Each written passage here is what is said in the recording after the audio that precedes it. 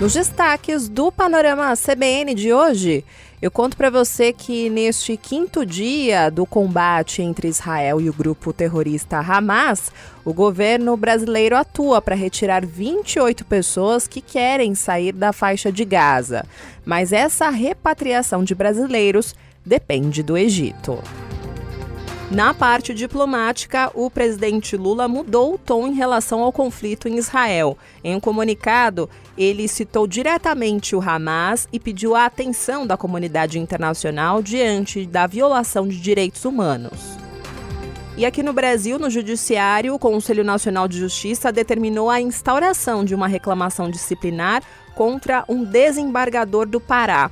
Nesta semana, em uma audiência, uma advogada precisou se ausentar para dar à luz a um bebê e ele negou o pedido, dizendo que gravidez não é doença. Panorama CBN. Olá para você que está ouvindo o Panorama CBN. Eu sou Juliana Prado e vou te contar em menos de 30 minutos tudo o que foi notícia nesta quarta-feira, dia 11 de outubro de 2023. Começo esse episódio retomando um assunto que você ouviu nas últimas edições do Panorama CBN. Cheguei com o bonde andando e eu estou me referindo à situação em Israel após o ataque terrorista do grupo Hamas no sábado.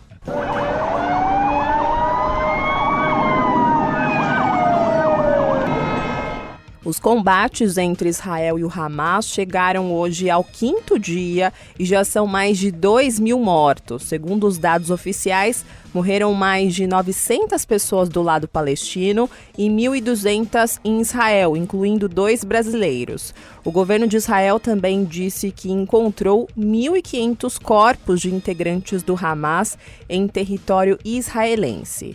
Como você ouviu aqui no começo desse episódio, sirenes foram acionadas hoje, durante todo o dia, na parte norte de Israel, após militares israelenses relatarem que avistaram aeronaves desconhecidas entrando na parte norte do país, vindos do Líbano. Segundo o comunicado do governo de Israel, que foi dado aos moradores da região norte, há ataques de foguetes em cidades como Ziquim e Carmia.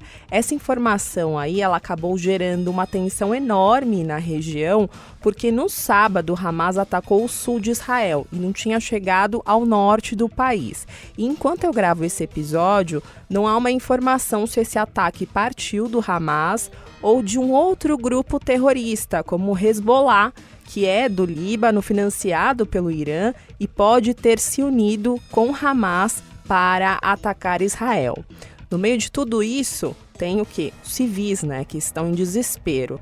O nosso repórter Daniel Reis, aqui da CBN de São Paulo, conversou com a brasileira Lohane Júlia, que é mineira de Itabira e está na cidade de Tiberíades. Ela contou que estava com o marido quando as sirenes tocaram. E segundo Lohane, eles imaginavam que a região em que eles estão visitando, que é perto da cidade de Nazaré, estava fora de perigo. A gente começou a correr junto também. A gente, toda hora que a gente escutava, a gente se escondia e continuava correndo até chegar ao nosso apartamento, onde a gente encontrou com mais pessoas que estão com a gente, nossos familiares. Então, pra gente foi, horrível essa cena, essa tensão a todo momento. Então, foi bastante complicado, viu? Sobre esses novos ataques, o secretário-geral das Nações Unidas, Antônio Guterres, disse estar preocupado com os relatos sobre os ataques e pediu que evitassem novas escaladas no conflito.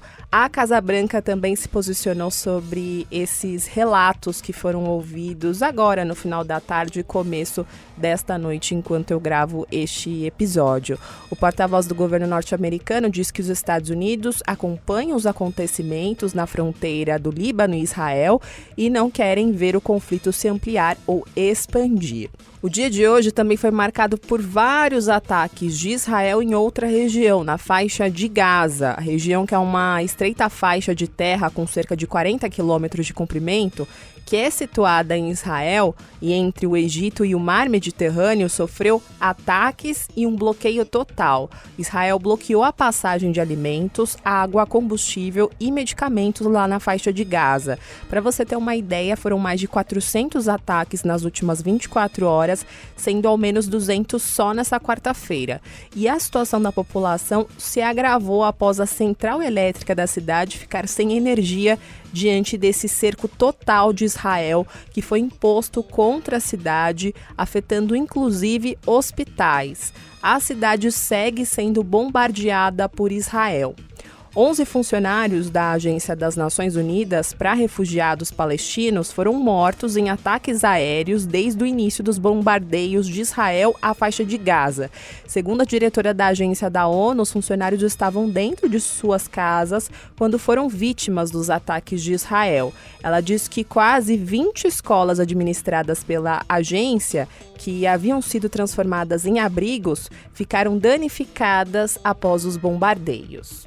Na parte política dessa história, hoje teve também um anúncio importante. O primeiro-ministro de Israel, Benjamin Netanyahu, e o líder da oposição, o ex-ministro da Defesa, Benny Gantz, se uniram e anunciaram um acordo para formar um governo de emergência até o fim da guerra contra as milícias islâmicas em Gaza. Chama a atenção aí a união desses dois lados, porque o cenário político interno de Israel, antes desse ataque do Hamas, já era extremamente acirrado, porque Netanyahu enfrenta um julgamento por corrupção e também uma oposição generalizada por causa das mudanças antidemocráticas do sistema judicial israelense que ele estava impondo. Mas esse ataque aí do Hamas acabou criando uma união em torno de uma resposta mais rápida a essa agressão. Na prática, então, o acordo dá mais poder de decisão para que Netanyahu, junto a esse gabinete, tome medidas de emergência em relação à guerra, sem que enfrente um bloqueio político da oposição. O principal líder da oposição, Yair Lapid, que já foi primeiro-ministro de Israel, inclusive vai fazer parte desse gabinete de guerra, o que indica aí que esse conflito deve durar um pouco mais do que esperado, isso dependendo, é claro, de Israel e também dos Estados Unidos, porque hoje o secretário de Estado dos Estados Unidos, Antony Blinken, diz que o governo norte-americano está enviando um dos maiores porta-aviões da frota a Israel em um sinal claro de apoio aos israelenses. Ele deu essa informação aí antes de partir para Israel. Ele vai chegar ao país nesta quinta-feira. Em outro desdobramento desse conflito, hoje o Ministério da Defesa de Israel disse que o Hamas também fez brasileiros de refém em Gaza. Segundo o governo israelense, cerca de 150 pessoas foram feitas de refém durante a invasão do Hamas no sábado. E entre as pessoas sequestradas e levadas para Gaza estão idosos, crianças e mulheres, inclusive uma DJ que participava do festival de música eletrônica, onde 2 brasileiros foram encontrados mortos. O porta-voz de Israel disse que há entre os reféns norte-americanos, britânicos, franceses, alemães, italianos, brasileiros, argentinos e ucranianos, mas ele não deu mais detalhes. O governo brasileiro, durante todo o dia de hoje, disse que não tinha essa informação, mas até agora a brasileira Carla Mendes, que estava no Festival de Música Eletrônica, está desaparecida. O embaixador do Brasil em Israel, Frederico Meyer, disse em entrevista à CBN que a diplomacia ainda aguarda um contato de autoridades, tanto de Israel quanto da Palestina, para saber o paradeiro desta mulher. Tanto a outra brasileira que faleceu e o rapaz que faleceu, cujo o enterro está sendo agora de noite, as autoridades israelenses nos comunicaram os 2 casos, tá? Então, até o momento, nós não chegou a nós nenhuma informação sobre o falecimento dela ou por parte do Hamas de que ela tenha sido sequestrada.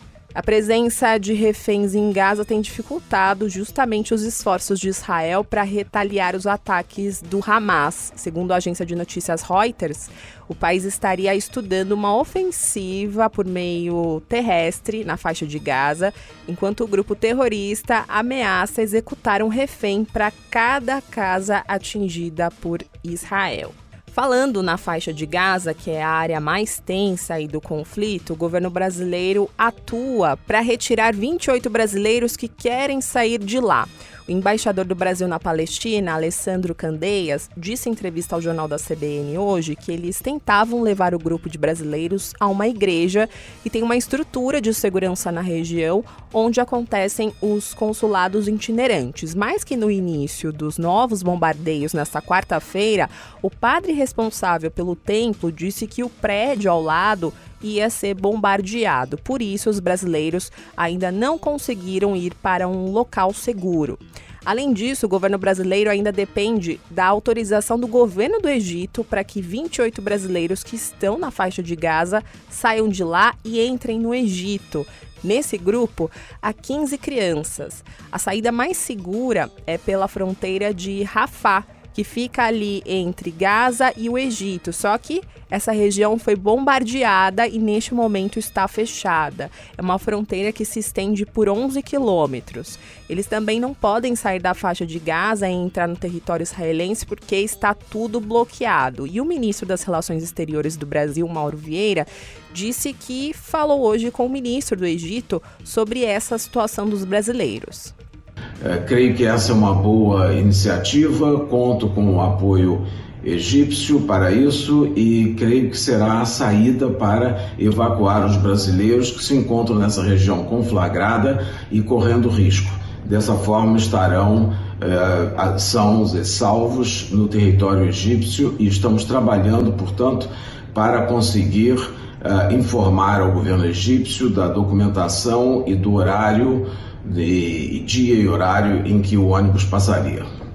Mas a diplomacia brasileira ainda mantém contatos com integrantes do Hamas para que a travessia aconteça. Ao mesmo tempo, o governo brasileiro negocia uma trégua com Israel para que a fronteira seja aberta. Segundo o diplomata, esse pedido foi aceito pelo Hamas. Evidentemente, fizemos um contato não oficial, um contato pragmático, né? Porque precisamos justamente contar, inclusive, com a proteção do nosso grupo, os ônibus, né, para que eles possam fazer esse traslado. Então, sim, evidentemente, foram feitos ou acionados os canais necessários de uma forma muito objetiva, muito prática, um conteúdo, evidentemente, não político, apenas humanitário, e tudo isso foi assegurado. Um dos brasileiros que deseja sair aí da faixa de Gaza é Hassan Rabé, que mora em São Paulo, mas ele viajou à região há cerca de 10 dias para visitar familiares. Também em entrevista ao Jornal da CBN, ele diz que a situação é crítica e que os bombardeios continuam intensos. A bomba cai pelo lado de Israel, acima dos palestinos, pelo todo lado. Bastante gente ferida, bastante gente morto. Infelizmente, eu tenho que deslocar lugar para outros. Já deslocamos mais de 3 ou 4 vezes em 5 dias. As minhas filhas estão bem assustadas, minha esposa bem assustada. Infelizmente, o barulho do bombardeio muito forte. Os brasileiros estão ficando sem água, sem energia e, com isso, incomunicáveis. Mas, apesar aí dessa complexidade, a saída por Rafah continua sendo a única opção vista pelo governo brasileiro. O diretor do Departamento Consular, o ministro Aloysio Mares Gomide Filho, diz que não existe um plano B. Diante talvez do cenário no momento, e apesar dos riscos, como o senhor bem apontou na região ali, no momento esse é o plano principal, e claro que qualquer outra possibilidade que surgir que seja mais segura ao longo do tempo, conforme a evolução do cenário, será considerada. Vou continuar falando sobre esse assunto porque hoje o presidente Lula mudou o tom em relação ao conflito em Israel. O presidente Lula pediu a atenção da comunidade internacional diante da violação de direitos humanos. Em uma rede social, ele fez um apelo pela libertação de crianças israelenses sequestradas pelo grupo terrorista Hamas e pediu que Israel cesse os bombardeios para que os palestinos deixem a faixa de Gaza. Esse pedido foi direcionado especificamente para o secretário-geral da Organização das Nações Unidas, Antônio Guterres. Falei para você que Lula mudou o tom sobre o conflito porque ele estava sendo criticado por, até então, não ter citado diretamente o grupo Hamas ao condenar os ataques terroristas no sábado. Em comunicados oficiais, Lula estava repudiando, sim, um atentado e pedindo o fim do conflito, mas ele não se referia ao Hamas. Só que hoje, para não deixar dúvidas, ele foi mais direto e disse o seguinte, abre aspas, é preciso que o Hamas liberte as crianças israelenses que foram sequestradas de suas famílias. É preciso que Israel cesse o bombardeio para que as crianças palestinas e suas mães deixem a faixa de Gaza através da fronteira com o Egito. É preciso que haja um mínimo de humanidade na insanidade da guerra, fecha aspas. E provavelmente você deve estar se perguntando por que estão dando tanta importância para o Lula em relação a esse conflito. Porque o Brasil está na presidência rotativa do Conselho de Segurança da ONU, que é a maior instância da organização, da qual o país não é membro permanente. E no comunicado, Lula fala em esforços para que cesse de imediato e, em definitivo, o conflito. E ele também fala em uma intervenção humanitária internacional. Então, o peso da palavra dele tem muita importância hoje. Depois desse comunicado, o secretário-geral da Organização das Nações Unidas, Antônio Guterres, entrou em contato com o representante do Brasil na ONU, o Sérgio Danesi, para elogiar a iniciativa do presidente Lula. Segundo o Palácio do Planalto, na ligação com o chanceler, Antônio Guterres disse estar disposto a fazer uma apresentação ao Conselho de Segurança da ONU sobre a situação humanitária. Em paralelo a isso, hoje também o Ministério das Relações Exteriores disse que o Brasil tem uma posição clara contra o terrorismo, mas que a decisão sobre a classificação do grupo extremista Hamas como terrorista cabe à ONU.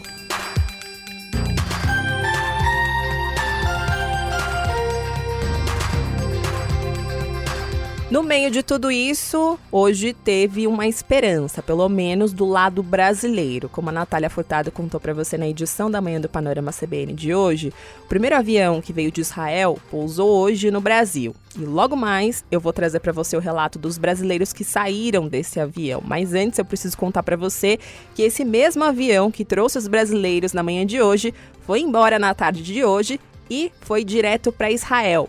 Enquanto isso, um outro avião da FAB saiu de Israel na tarde de hoje e está a caminho do Brasil e deve chegar nesta madrugada ao território brasileiro. 214 pessoas embarcaram nesse voo rumo ao Brasil, sendo 5 crianças de colo, além de um cachorro e 3 gatos. A prioridade, segundo o governo brasileiro, está entre os brasileiros que moram no Brasil, que estavam lá a passeio, e entre eles grupos de vulneráveis como grávidas, idosos e crianças. E a meta da FAB é enviar uma aeronave por dia para Israel até que todos os mais de 2.700 brasileiros que querem voltar ao país sejam resgatados. Os brasileiros que desejam deixar Israel precisam entrar em contato com a Embaixada do Brasil em Tel Aviv. Bom, agora sim eu vou contar para você como é que foi a chegada dos 219 brasileiros hoje pela manhã aqui no Brasil. Eles chegaram em um voo da FAB depois de 14 horas de voo e o clima, é claro, foi de alívio. Passageiros contaram para a CBN que estavam gratos por terem retornado e que chegaram a ficar confinados e a presenciar explosões no país. Alguns brasileiros disseram que passaram por momentos de pânico em Israel. O pastor Egon Laufer, que mora no Paraná, disse que precisou se esconder em um bunker 2 vezes após alarmes de bombas e mísseis serem disparados. Momentos de angústia, sabe? Porque nós entramos pelo Egito e entramos na sexta-feira, horas antes de acontecer toda essa batalha lá, né? Ficamos daí dentro do hotel. Por 2 vezes tivemos que procurar o bunker. Por 2 vezes tivemos que ser recolhidos para o bunker. Nossa, meu coração está repleto de alegria e ao mesmo tempo com um sentimento de dor, né? Porque morreram muitas pessoas, sabe? Inclusive, o próprio piloto da aeronave que trouxe os passageiros, o Marcos Olivieri, que também é tenente-coronel da FAB, contou que ouviu barulhos de bombas explodindo nos arredores do aeroporto antes da decolagem para o Brasil. A aproximação ela foi bem tranquila, tanto a aproximação e a decolagem lá de Tel Aviv, ela foi bem tranquila, muito bem coordenado pelo controle de espaço aéreo lá de Israel. Mas no solo, realmente, a gente escutou algumas explosões, a gente não soube precisar se estavam próximas, se estavam longe, né? Mas, sim, ouvimos algumas explosões ao redor do aeroporto. A nossa reportagem conversou também com a enfermeira Jaqueline Santana, que mora no interior de São Paulo, em Mogi Guaçu. Ela disse estar aliviada por chegar ao Brasil. Foi perguntar a Deus se eu iria sobreviver, porque a sensação do medo de algo que você nunca viveu, e você ouvir barulho de bomba, você sentir a terra tremendo e você ficar com medo do prédio desabar e você ficar sobre um escombro, é aterrorizante. Eu não desejo isso para ninguém. Um alívio muito feliz por Deus ter dado esse livramento para a gente. Mudando completamente de assunto, vamos falar aqui dos assuntos internos do nosso país. Eu vou contar uma história para você inacreditável que vem lá do Judiciário. Hoje, o Conselho Nacional de Justiça determinou a instauração de uma reclamação disciplinar contra o desembargador Jorge Genor de Souza Franco Filho, lá do Tribunal Regional do Trabalho da 8ª Região. Isso aconteceu porque ontem, em Belém, durante uma audiência, ele fez o seguinte. Uma advogada grávida pediu o adiamento de uma audiência porque estava literalmente em trabalho de parto. E aí uma desembargadora levou esse pedido na audiência, o que foi negado pelo desembargador. Ele disse o seguinte, que gravidez não é doença. Presta atenção aqui nesse diálogo. Excelência, ela pediu sustentação oral. Ela acabou, pelo menos eu estou tomando conhecimento da secretária. Gravidez, que já dizia o Magalhães Barata, que foi governador do Pará, gravidez não é doença, adquire-se por gosto.